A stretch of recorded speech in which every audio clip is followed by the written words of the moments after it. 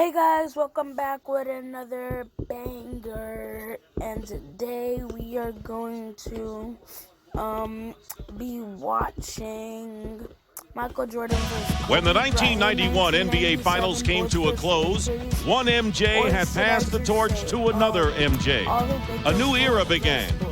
So without further ado, let's get into the video. Get it.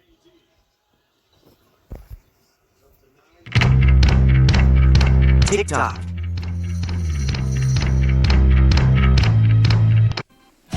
When the 1991 NBA Finals came to a close, one MJ had passed the torch to another MJ.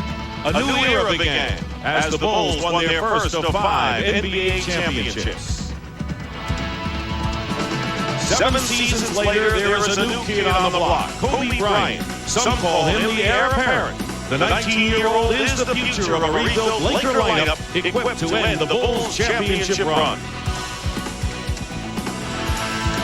Is this the end of an era? The Bulls, saddled with injuries, remain to be contenders in the East and have set the championship standard the Lakers want to attain.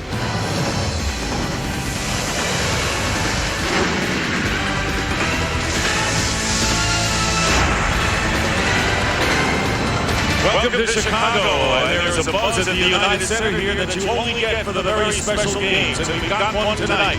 As the Los Angeles Lakers take on the Chicago Bulls.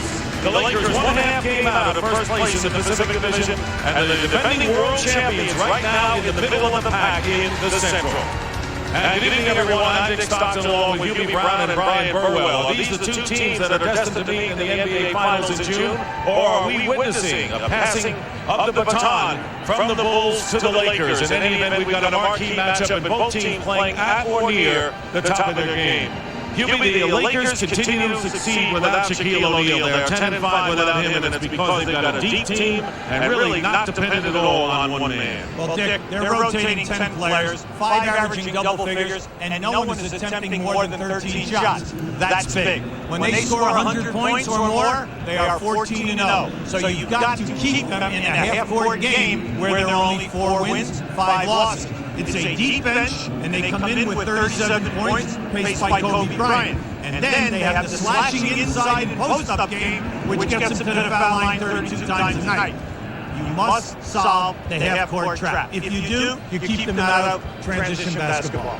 Now, the Bulls also without major stars. Everyone knows Scottie Pippen won't be back until January. And when we talk about Michael Jordan, we always talk about his offensive exploits. He leads the NBA in scoring. But defensively tonight, he's going to have to contend with Eddie Jones and then off the bench, Kobe Bryant. Yeah, you're looking at a tough night for Michael because he has to do it at both ends of the floor. And then also, he's struggling with his shot for the first time in his career. 42% from the field, only 19% in threes, 76 on the line, far below his averages. This team, by the way, only one player shooting over 45%, and that's Tony Kukoc. So how are they getting it done? Well, we're going to give it to you big time. They're 10-1 at home, points allowed 86, second in the league. How about that field goal percentage against? Only 41%. Rebounding, they are a definite plus because of Dennis Rodman. And at any time that Kukoc, as well as Harper, give it to them offensively, a very tough team to beat in this building. And even without Shaq and Pippen, we've got a slew of stars tonight,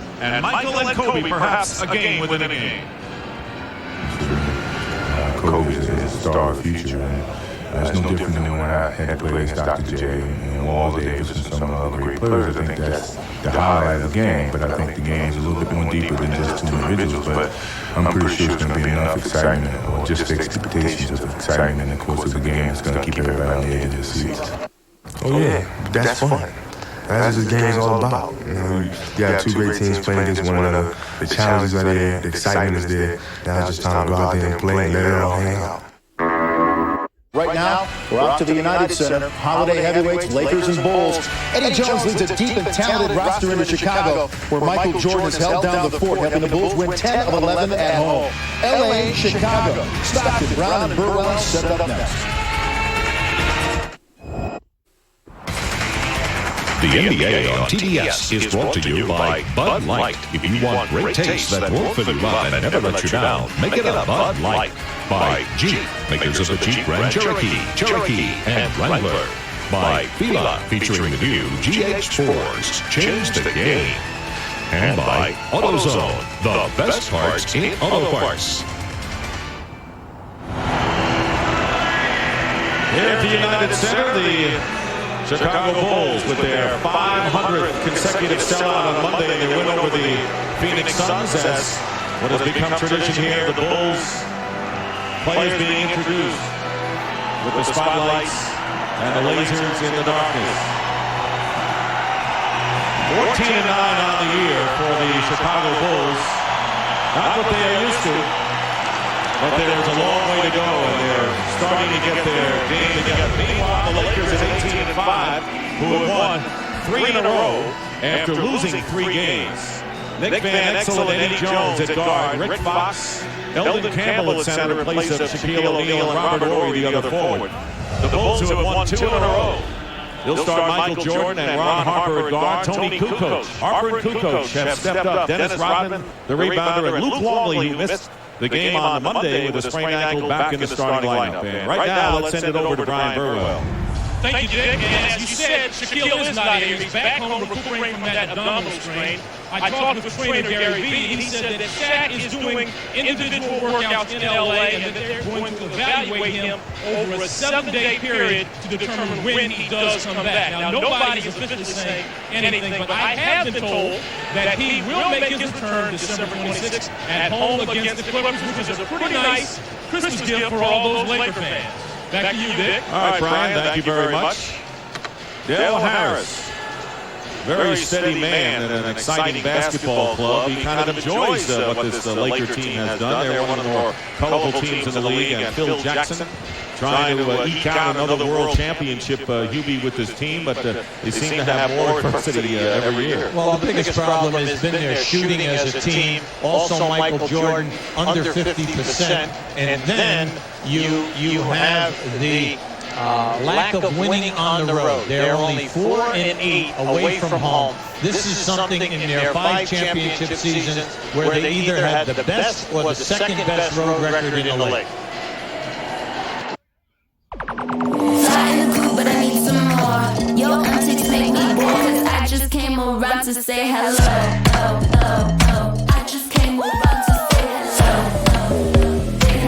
We have a problem with the game clock, thus the delay before we get underway. And, of course, the Bulls sorely missed Scottie Pippen, who was expected back in January after going surgery on his left foot. And all the rumors of a trade and Pippen's dissatisfaction and the possibility that they could still work things out. But Scottie Pippen, an unhappy injured player right now with the Bulls. Well, on 4 occasions he has said that I'm never going to play here again. Now, February 19th is the trade deadline. So management has to make a decision. Do they re-sign him for the future, keep him happy for the rest of the season and in the future, or do they trade him, all right, and then get something back in return? Now, it's interesting the names that we hear. We hear Eddie Jones, Gugliotta, Austin, Stackhouse, Smith. We hear some interesting people. Now, can they pull something like this off? Well, it all has to stay within the salary cap. And speaking of Eddie Jones, who is starring for the Lakers these days, this is a big game for both teams. Even though it's one of 2 regular season games and we're in the middle of December, they remember the results of these games. And Eddie Jones talked about playing the world champion Chicago Bulls. Well, we just have to take it as another game. A game where, they're world champions and we want to be world champions. And I just think we just got to go out and play extremely hard and just come away with a victory. It's interesting how these players downplay the significance of this game, but Hubie, you know that when they win the game, whichever side wins, they'll say this was a statement game. Oh, absolutely. I agree 100%. And when you think that the Lakers are averaging 107 points a game and have the best differential, number 1, 10 points a game differential without Shaquille O'Neal, that is unbelievable. When he joins this team, if they ever hit a good stride in the second half of the season and then carry it into the playoffs, they are definitely going to be difficult to handle. And there you see where they are ranked first in points, field goals, and point differential, which is really one of the important measuring sticks of teams in the NBA. The reason why we have the delay, once again, we're having a problem with the game clock, and while we work to get that fixed up at the scorer's table, we're going to send it to our Atlanta studios and an update of the scores of games being played right now. So right now, let's send it to Atlanta. All right, thank you very much, Dick Stockton. Again, a clock problem there in Chicago, so the anticipation of this game between the Lakers and the Bulls are going to make you wait just a little bit longer, but it's going to be worth it. Mark our words. In the meantime, let's give you a quick rip through these scores on this Wednesday night. Much of the action being played early. Detroit at New Jersey, you see there in the second quarter, in a 3-point lead by the Pistons. Minnesota struggling, losers of 10 of 13. They're on the road at the 76ers, but with the upper hand in the second quarter of play.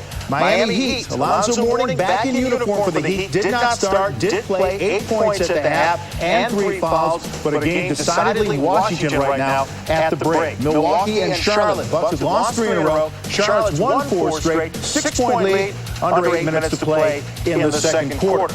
Cavs, Atlanta, big Central Division matchup going on at the Georgia Dome, all tied up at 33s now for Cleveland and Atlanta. Boston and Toronto. The Raptors a dismal 2-21 for the season. Boston getting things done in the third quarter, just underway at Sky Dome. And the Knicks and Pacers tonight, always a good matchup at the break. Indiana 43-40. The Knicks won 8 of the last 11 against the Pacers. But Cheryl, back to Alonzo Mourning again, back in the lineup. Late September surgery for him for that left knee. What did you see in that first half so far to let you know that maybe Zo's okay is going to be all right? Well, Vince, having gone through knee surgery myself, the one question you're always wondering about is, will the knee be stable? And we saw him with the quick baseline jumper, him slashing to the middle, and we wanted to see, first of all, would he be favoring the knee? That was not the case. And the one thing that I was really curious about is to see if he was going to come back with the same intensity and the same aggressiveness that he had before the surgery. But there's no substitute for getting out there and banging with the guys. No, you just need your first knock in order to get that knee stable. Then you're okay. All right, we're going to go to break and then bring you back to the United Center. Lakers and Bulls getting ready to go. We'll see you in just a minute.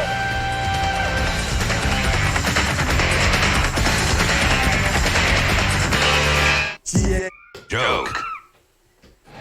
And welcome back to the United Center. Still not underway because of the problem with the game clock. The Lakers and Bulls getting set to go, and with all the great buildup, this drama has come to a screeching halt before we get underway. But you know, once we get underway, it should be pretty interesting. And let's see if we can get a report now from Brian Burwell on the problem, right? Well, Dick, they say that the game clock is fine. It's the 24-second clock that's out of order, and that what they're going to try to do is go with it and use stopwatches, handheld stopwatches, for the 24-second clock, and I assume they'll just have to shout out to the referees when it's down under 10 seconds so the players will know.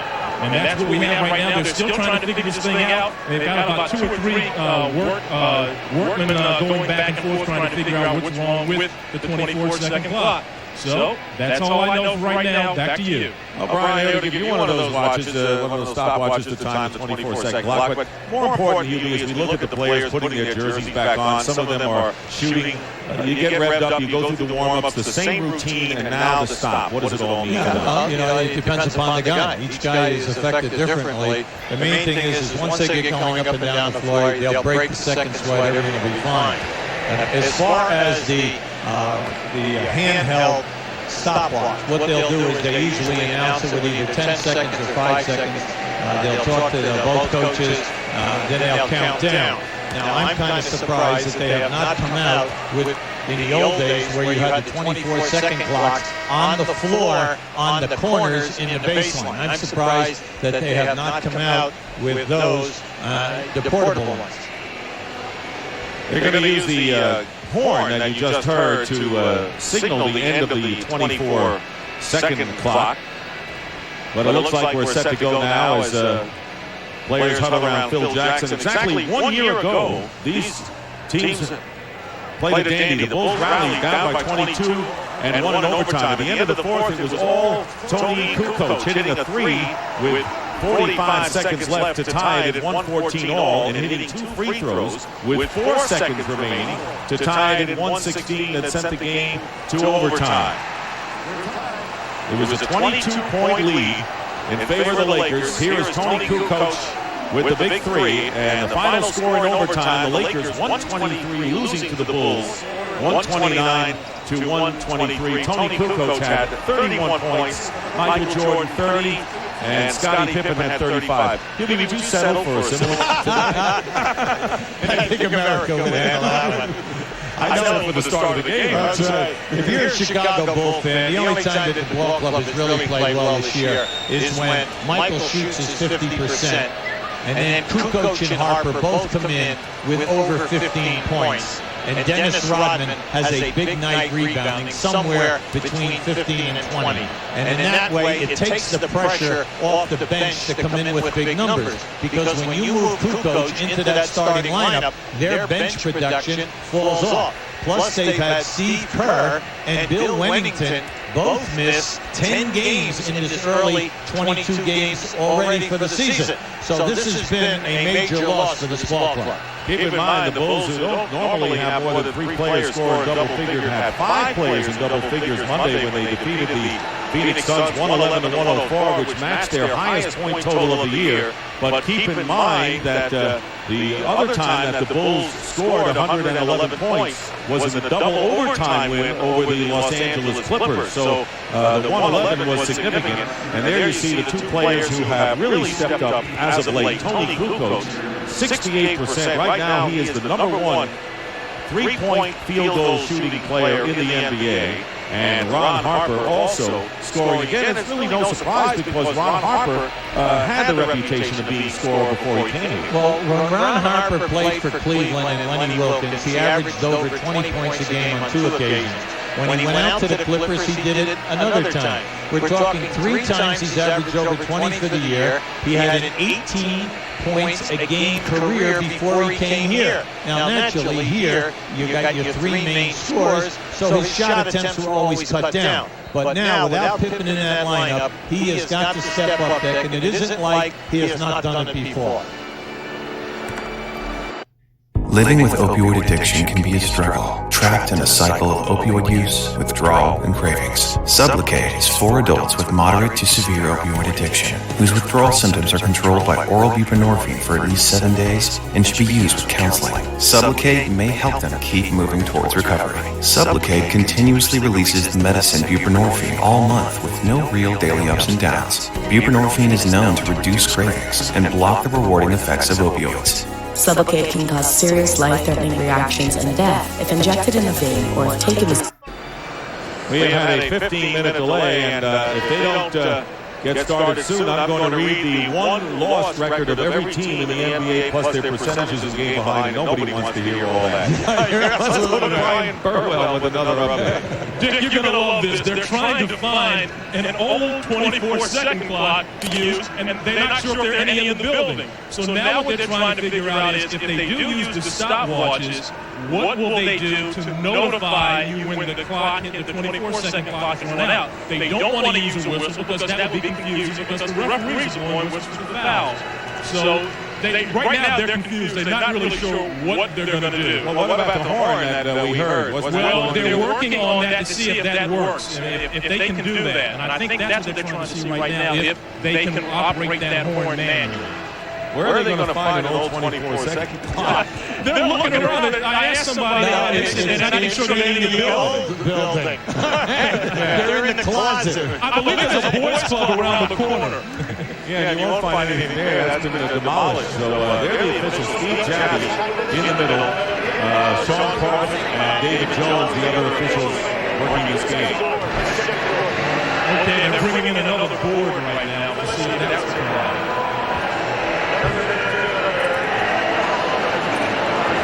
But they're unplugging that. They're unplugging the one board, and they're going to get another one in there. And the third, I understand this is now the third board. You just put that top on, right, and everything is okay.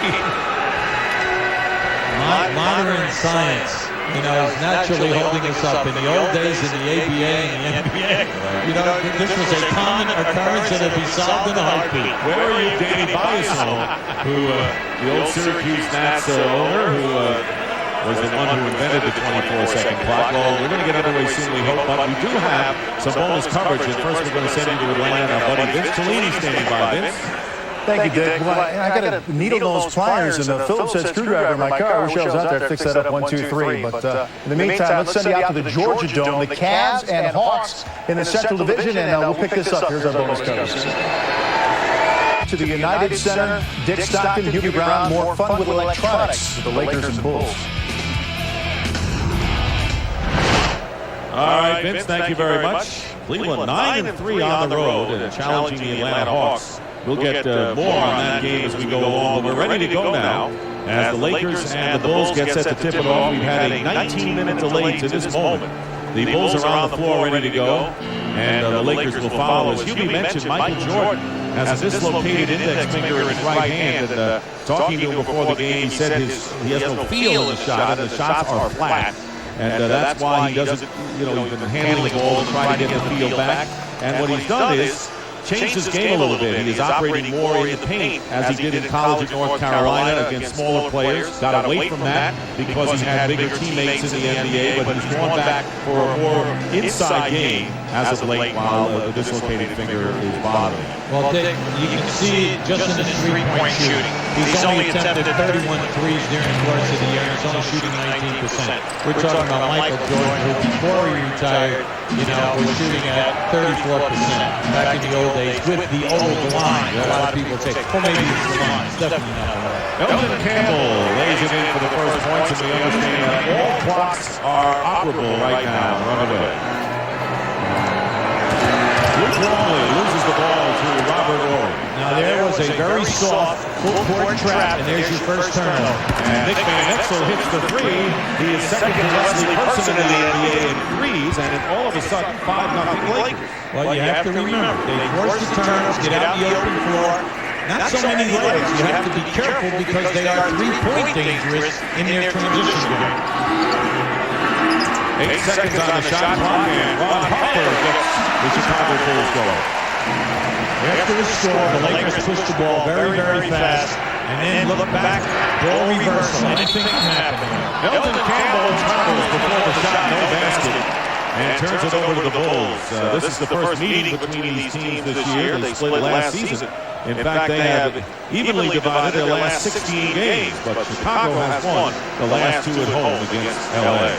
Teams that have trapped the Bulls have given them problems, whether it's full quarter court, three-quarter court, or half-court trapping.